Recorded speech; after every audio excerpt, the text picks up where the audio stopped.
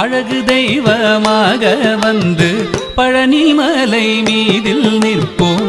ஆதிசக்தி அன்னை தந்தபாலன்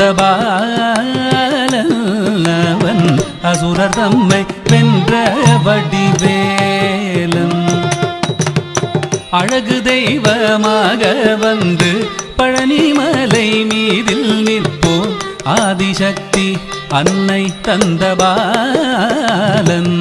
அவன் அசுரர் தம்மை வென்ற வடிவேலன்.